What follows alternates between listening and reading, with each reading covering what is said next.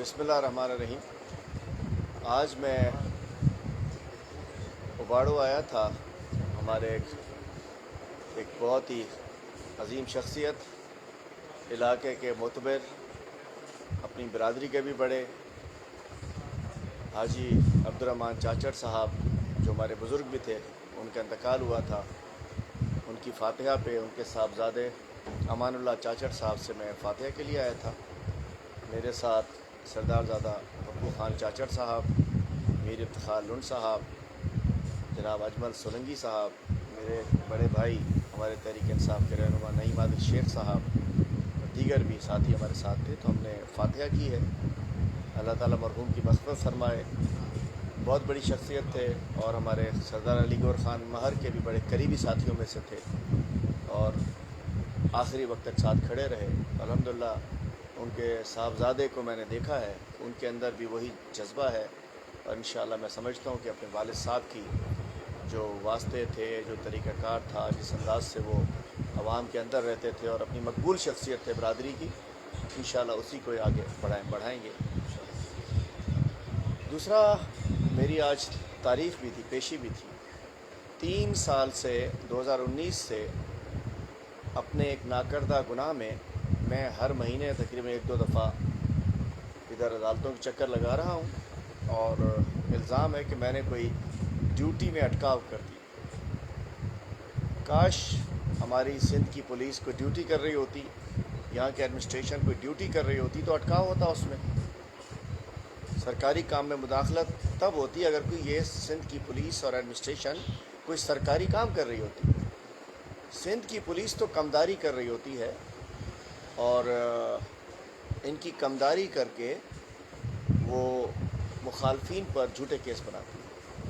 तो भाई कमदारी में अटकाव का केस, कमदारी में मुदाखलत का केस तो मुझ पे ज़रूर बना दें, लेकिन सरकारी काम ये करते नहीं है, उसमें मुदाखलत का केस बनाना ज़्यादती होती है। अब मैं घोटकी आकर जब देखता हूँ, घोटकी वो ज़िला है जो कराची के बाद सबसे ज़्यादा टैक्स देने वाला ज़िला है। कराची शहर के बाद सूरत सिंध का, कराची को छोड़ दें तो सिंध का सबसे बड़ा ज़िला है जो कि टैक्स सबसे ज़्यादा देता है और अरबों रुपए की रॉयल्टी आती है। मैं करोड़ों नहीं कहूँगा, इस 13 साल में अरबों रुपए की रॉयल्टी आई है, जिसकी उस रॉयल्टी को खर्च करने के लिए एक कमेटी बनी हुई है।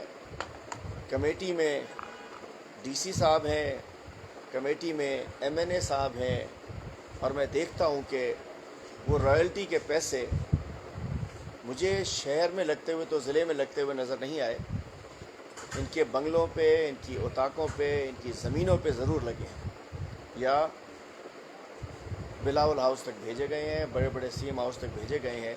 मुझे वो रॉयल्टी का पैसा इस ज़िले में लगता हुआ नज़र नहीं आया, चूँकि ज़िले का हाल मैंने बहुत बुरा देखा है।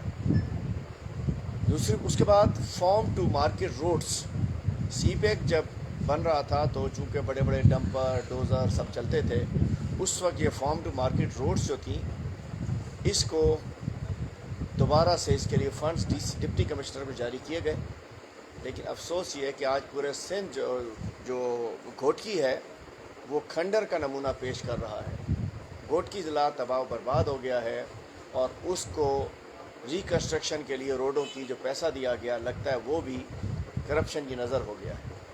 रॉयल्टी का पैसा भी खा गए, सीपैक की जानिब से इन रोड्स को मिलने वाला पैसा जो कि डिस्ट्रिक्ट एडमिनिस्ट्रेशन को गया, वो भी पैसा खा गए। उसके बाद मैं कहना चाहता हूँ, मैं घोटकी के अवाम से कहता हूँ और पूरे सिंध के अवाम से कहता हूँ, सीपैक रोड तो बन गई, सैकड़ों किलोमीटर की, 1000 किलोमीटर से ज़्यादा की सीपैक रोड बन गई, लेकिन अफसोस और नाअहली का मकाम कि सीपैक से लेके शहर तक 1.5-2-3 किलोमीटर का रास्ता है।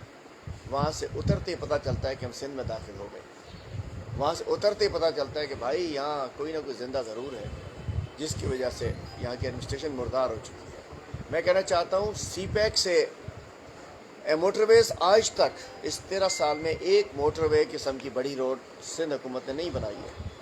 जो मोटरवे बन चुका उसको शहर से लिंक तो कर दो, उसको शहर से मोटरवे से आते आते उसको 2-3 किलोमीटर का जो मोटर वे से और NHA का नेशनल हाईवे का रोड है या शहर का रोड है वो बर्बाद है। इससे पता चलता है कि सिंध हुकूमत की सोच क्या है। अब आइए सोलर लाइट्स। मैं कहना चाहता हूँ यूनियन काउंसिल के पैसों में से तय हुआ है कि जी हर यूनियन काउंसिल को 90 सोलर लाइट्स दी जाएंगी। सोलर लाइट्स चाहिए, आम आवाम को मिलना चाहिए, रोड पे मिलनी चाहिए, रास्ते पे मिलनी चाहिए। ये सोलर लाइट्स भी वडेरों के घरों पर लग रही हैं, ये भी बड़े लोगों के घरों पर लग रही हैं, ये भी सरकारी पैसे से आधे पैसे खा रहे हैं, आधे पैसे बड़ों को लग रहे हैं। भाई गरीबों को दे दो ना, ये अमीर का हिस्सा छोड़ें, ना ये कारोबारी बंदे का हिस्सा छोड़ें, ना गरीब का हिस्सा छोड़ें। मैं कहता हूँ कि लक्कड़ हज़म पत्थर हज़म लोग हैं। ये हुकूमत लक्कड़ हज़म पत्थर हज़म जो भी तो खा जाएंगे, और ना इनका पेट भरता है ना ही इनका पेट फटता है। ये भी समझ नहीं आ रहा। एजुकेशन में इन्होंने करप्शन की है। आज मैं कहना चाहता हूँ इस ज़िले की डिस्पेंसरीज तबाह बर्बाद होंगी, इस शहर के इस ज़िले के स्कूल तबाह बर्बाद होंगे। जो सिंध का सबसे ज़्यादा कराची के बाद टैक्स पे करने वाला, रेवेन्यू जनरेट करने वाला, रेवेन्यू पैदा करने वाला जो ज़िला है, उसके अंदर भी अगर स्कूल तबाह हों, सड़कें तबाह हों, सेहत की सहूलियात तबाह हों, और मैं कहना चाहता हूँ ये जो बड़े बड़े इदारे यहाँ मौजूद हैं उनके अंदर भी नौकरियाँ फिर वडेरों को मिले जाते हैं। आज भी किसी को दबा के, किसी को प्यार करके, किसी की दावत करके, किसी की पार्टी करके आज इन इदारों में फिर यहाँ के गरीब पढ़े लिखे नौजवानों को हिस्सा नहीं मिल रहा है। मैं कहना चाहता हूँ वो भी एक ज़्यादती हो रही है। इंशाअल्लाह कोटकी के अवाम के लिए, उबाड़ों के अवाम के लिए हम आवाज़ उठाते रहेंगे।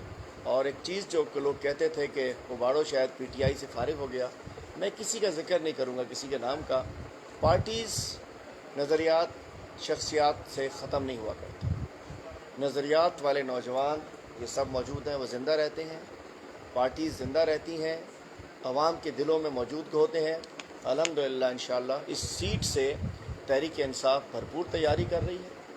और घोटकी ज़िला भी आइंदा आने वाले लोकल गवर्नमेंट इलेक्शन हो, जनरल इलेक्शन हो, घोटकी ज़िला इंशाअल्लाह तहरीक इंसाफ जीतेगी, लोकल गवर्नमेंट इलेक्शन भी जीतेगी। और इंशाअल्लाह ये उबाड़ो वाली सीट जो है इंशाअल्लाह इसके ऊपर भी अगला फिर खिलाड़ी जो होगा वो कप्तान का होगा। और इंशाअल्लाह हम भरपूर तैयारी कर रहे हैं, हम सबको इकट्ठा कर रहे हैं, बहुत सारे लोगों से बातचीत है।